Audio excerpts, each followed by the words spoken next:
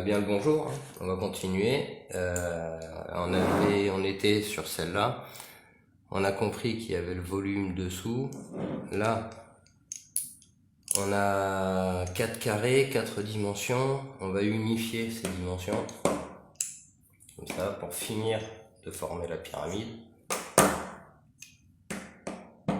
Et une fois qu'elle est montée, cette pyramide, donc là on est bien dans les proportions de la pyramide de Gizeh, exactement, quoi. C'est 4 volumes identiques, 4 carrés surélevés d'une pyramide qui part des côtés du carré. Donc là, on est parti du volume à plat, comme ça, en 3D, en 2D, pardon. Ce 2D, on est monté en 3D, mais d'une manière perspective, d'une manière de l'esprit. C'est-à-dire on n'avait pas monté au carré comme on avait fait sur les autres. Là, on monte en pyramide. Ça, c'est le principe de matière. On a l'angle droit ici qui va se dessiner. L'angle droit, cet angle droit, ça c'est exactement les proportions de la pyramide de Gizeh. Donc le message qu'ils nous ont laissé dans la pyramide de Gizeh, c'est bon, cette pyramide, c'est la matière. Ils n'ont pas fait ça que pour nous laisser un message, parce qu'il y a un principe qui est bien expliqué dans l'école d'Horus, hein, je vous laisse aller regarder. De cette pyramide, de la matière, on va aller là-dessus, sur le côté esprit. Et comment on obtient cette pyramide, c'est ce qu'on va voir tout de suite. Alors pour ça, il me faut récupérer ça. Et là, on a notre plan bidimensionnel. On va en fait le lier comme ça. On va partir de ces milieux-là. Voilà, vous voyez. On va y placer nos 4 billes. Et ce qui est intéressant, c'est que là, on va retrouver un carré, exactement le même que celui qui est à côté là. Donc là, on a 2 carrés, c'est-à-dire on part du carré, la base, on monte ici en mode pyramide dans la matière, l'angle 90, et ici on va monter en mode carré de travers. Et c'est ce fameux carré de travers qui va nous intéresser, parce qu'une fois qu'on est là, vous voyez bien que ça va se mettre là-dessus. Donc il faut relier après les pointes ici sur les côtés, mais ça je vais pas le faire en direct. Ici, on peut constater, donc une fois qu'on a compris ça, comment on passe de ça à ça, il y a un truc intéressant, super intéressant même. C'est si on enlève ça, la pyramide, tout ça c'est quelque chose de très mouvant, hein, qui bouge, hein, vous voyez. Hop. Il n'y a rien de fixe. Donc c'est vraiment l'opposé de ça, vu que ça bouge absolument pas. Et en fait, si on libère en fait ici, on va pouvoir tirer au milieu. Voilà, faire comme ça plutôt. Alors on va pouvoir, vous voyez, ça s'ouvre comme ça, et on peut le replacer au-dessus. Voilà. Et là, en fait, on a monté notre volume, l'esprit, comme on avait fait là-bas, mais d'une manière différente. Donc, maintenant qu'on est là, on va faire ça. Là, je vais remettre le carré ici pour bien qu'on voie les 2 pyramides qui ont la même géométrie, hein, sauf qu'il y en a une qui est de travers et celle-là qui est droite. Donc là, je remonte là. Voilà, donc là on a nos 2 pyramides montées, verrouillées, comme ça. C'est toujours des unités, hein, qu'on utilise, toujours les mêmes.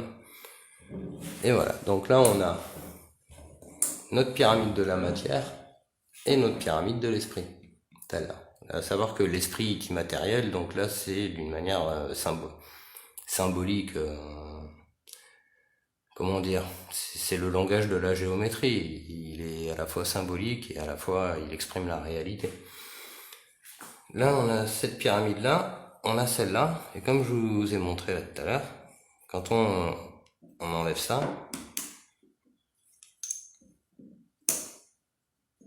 Quand on enlève ça, ça vient se baisser. On voit bien, ouais. Donc ça vient se baisser ici, comme ça. Ça c'est le premier geste, parce que la première étape c'est de monter la pyramide comme à côté.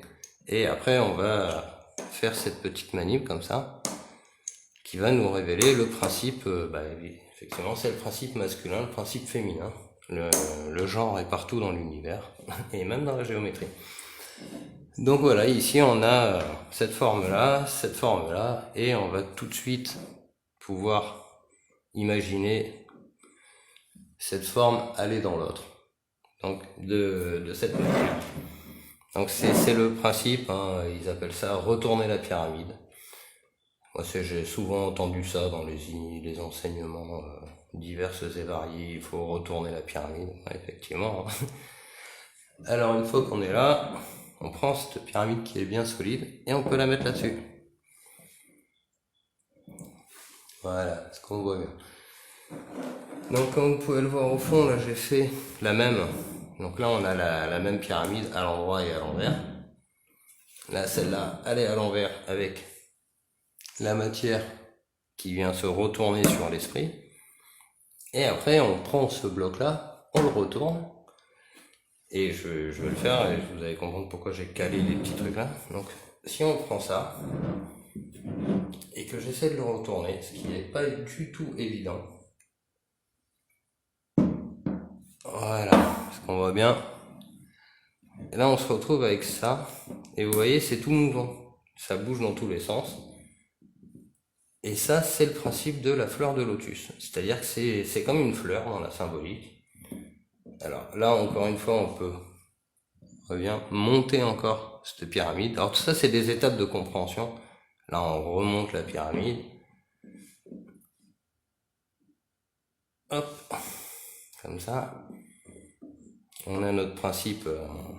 Il y a un peu le carré avec le clocher là qu'on voyait la dernière fois.